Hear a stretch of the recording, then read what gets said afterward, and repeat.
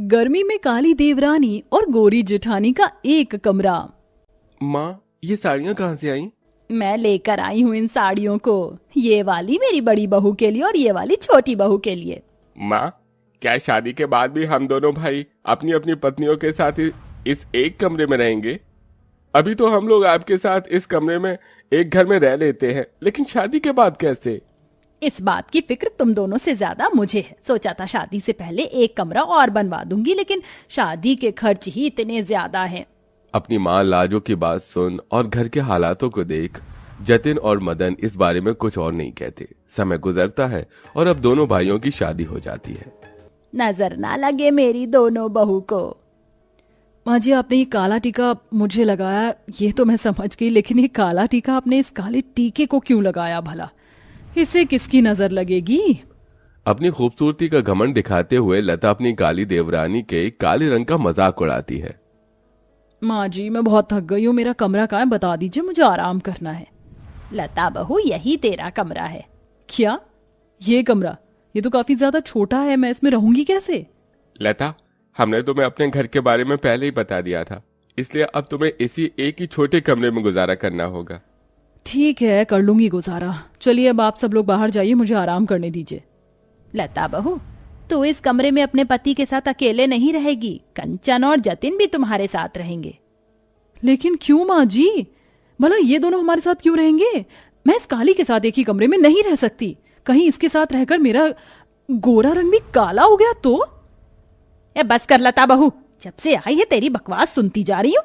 अगर अब एक और शब्द कंचन के काले रंग के खिलाफ निकाला ना तो मुझसे बुरा कोई नहीं होगा, समझी? तुम दोनों का ये एक ही कमरे का ससुराल है, तो तुम दोनों को इस एक ही कमरे में रहना होगा। लज्जो का गुस्सा देख लता उससे कुछ नहीं कहती, जिसके बाद लज्जो कमरे के बीचों बीच एक पर्दा लगा देती है, जिसके एक तरफ कंचन और जतिन होते हैं और दूसरी तरफ लता और मदन। लता एक ठीक ठाक परिवार से होती है, इसलिए वो दहेज में कूलर लेकर आती है। वहीं कंचन एक बहुत गरीब परिवार से होती है, इसलिए उसके माता पिता उसे दहेज में एक मामूली सा छोटा टेबल फैन ही दे पाते हैं। पहली बार आज सोने में काफी सुकून मिलेगा, इतनी ठंडी ठंडी हवा में। इसलिए तो मेरे माँ बाप ने मुझे कूलर दिया है। इस टेबल फैन को क्या हो गया है? इतनी धीरे धीरे चल रहा है। आपको काफी गर्मी लग रही होगी ना?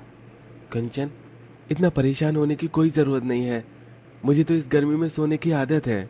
मुझे तो तरस आ रहा है। पर्दे के उस पार वालों पर ना जाने कैसे इतनी गर्मी में बिना कूलर के सो रहे होंगे। एक तो मेरी देवरानी काली, ऊपर से दहेज में कूलर भी ना ला सकी। जहाँ एक तरफ गोरी जेठानी अपने पति के साथ कूलर की हवा में सुहागरात मनाती है, वहीं बेचारी काली देवरानी, कंचन और जतिन रात भर गर्मी में परेशान होते हैं। समय बीतता है और अगला दिन शुरू हो जाता है। लता जैसे ही सुबह उठकर अपनी आंखें खोलती है तो उसके सामने कंचन होती है। भगवान, सुबह सुबह किसकी शक्ल देख ली मैंने? अब तो मेरा सारा का सारा दिन खराब जाएगा। लता का ऐसा बर्ताव देख कंचन को बहुत दुख होता है, पर वो कुछ नहीं कहती। और अब दोनों बहू की पहली रसोई की रस्म होती है। हट जाओ कल्लो देवरानी, यहाँ से पहले मैं अपनी पहली रसोई का खाना बनाऊंगी। लेकिन जेठानी जी, मैंने तो सारी तैयारी कर दी है, थोड़ी देर लगेगी खाना बनाने में। तुम क्या चाहती हो? तुम जैसी काली के बने हुए चूल्हे पर मैं खाना बनाऊंगी? यहाँ से हट रही है या नहीं, या धक्के मारकर हटाऊं? लता की बात सुन कंचन चूल्हे के पास से हट जाती है और अब लता चूल्हे पर खाना बनाने लगती है। लेकिन तभी अचानक लता की सब्जी की कढ़ाई नीचे गिर जाती है और उसका सारा खाना बर्बाद हो जाता है। मुझे तो पता था ऐसा ही कुछ होगा। सुबह सुबह कल्लो देवरानी की काली मनहूस शक्ल जो देख ली थी। कंचन के काले रंग की वजह से लता उसे बिल्कुल भी पसंद नहीं करती थी। जहां लता गर्मी में पूरा दिन कूलर के सामने आराम करती, वहीं कंचन दिन भर गर्मी में सारे काम करती। तो जो महारानी के पैरों में क्या मेहंदी लगी है जो घर के सारे काम बेचारी कंचन बहू ही कर रही है? माँ जी, अगर इतनी गर्मी में मैं काम करूंगी तो मेरी स्किन तो खराब हो जाएगी ना। कोई बात नहीं माँ जी, वैसे भी सारा काम हो गया है। आप बैठिए, मैं आपके लिए पानी लेकर आती हूँ।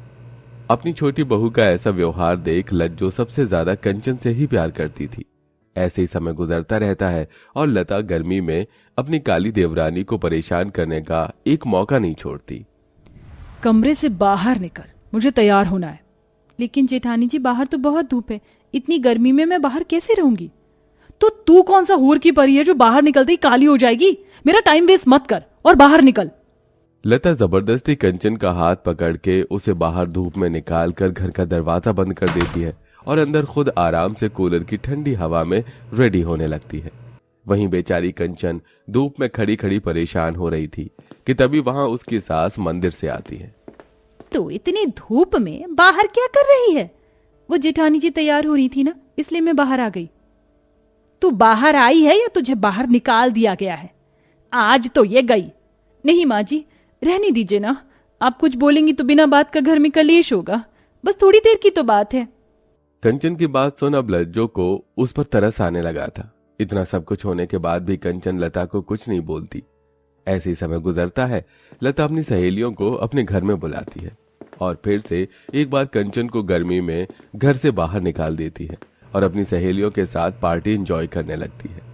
लेकिन अब ये बात लज्जो से बर्दाश्त नहीं होती और वो सीधा लता के पास जाती है। तेरी हिम्मत कैसे हुई कंचन को घर से बाहर निकालने की? मैं क्या तुझे इसलिए घर की बहू बनाकर लाई थी कि तू अपनी दोस्तों के साथ मेरे घर में ये पार्टी कर सके? 2 मिनट में अगर तेरे ये दोस्त यहाँ से नहीं निकले ना तो तुझे धक्के मार के घर से निकालूंगी, समझी? इस कंचन की बच्ची की वजह से आज माँ जी ने मेरे सभी दोस्तों की कितनी इंसल्ट की है। इसका बदला तो मैं इससे लेकर ही रहूंगी। कंचन से बदला लेने के चक्कर में लता कंचन का टेबल फैन खराब कर देती है। ये टेबल फैन क्यों नहीं चल रहा है? अब मैं इतनी गर्मी में सोऊंगी कैसे? इतना कंचन बोलती है कि तभी वो देखती है कि कमरे में कोई भी नहीं है, तो वो लता का कूलर चलाकर उसके सामने सो जाती है। तभी लता आती है। लता जैसे ही कंचन को अपने कूलर के सामने सोता देखती है तो उस पर पानी फेंककर उसे उठाती है। तेरी हिम्मत कैसे हुई मेरे कूलर को हाथ लगाने की? जेठानी जी, बहुत गर्मी लग रही थी और मेरा टेबल फैन खराब हो गया था, इसलिए सोचा आपके कूलर के सामने थोड़ी देर लेट जाऊं। अगर इतना ही कूलर में सोने का शौक है तो जाकर अपने पति से कहकर एक कूलर मंगवा ले।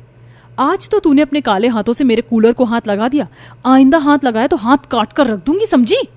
लता का कंचन के काले रंग को लेकर उसे गर्मी में इतना परेशान करता देख अब लज्जो बर्दाश्त नहीं करती, जिसके चलते वो जतिन से बात करती है।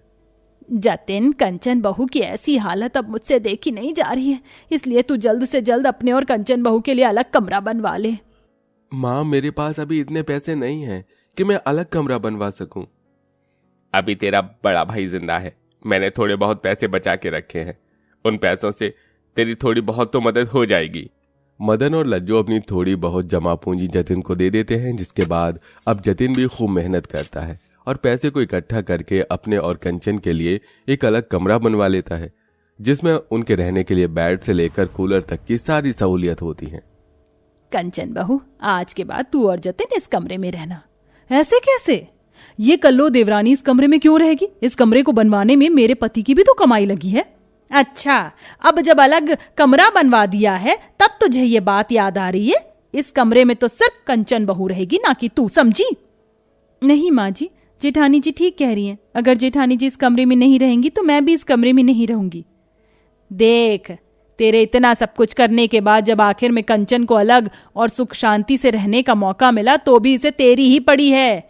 तूने गोरा रंग पा क्या लिया, लेकिन तेरा दिल बहुत काला है। इंसान रंग से नहीं बल्कि दिल से खूबसूरत होना चाहिए, जो मेरी कंचन बहू है।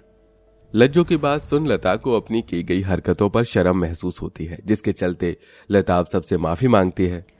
माँ जी बिल्कुल ठीक कह रही है कंचन, और आप सभी लोग मुझे माफ कर देना। आज के बाद मैं कभी भी अपने गोरे रंग का घमंड दिखाते हुए किसी को परेशान नहीं करूंगी। लता को अपनी गलती का एहसास होता देख सभी उसे माफ कर देते हैं, जिसके बाद अब दोनों बहुएं अपने अलग अलग कमरे में रहती हैं और अब दोनों जेठानी देवरानी का रिश्ता बदलकर बहनों का रिश्ता हो जाता है।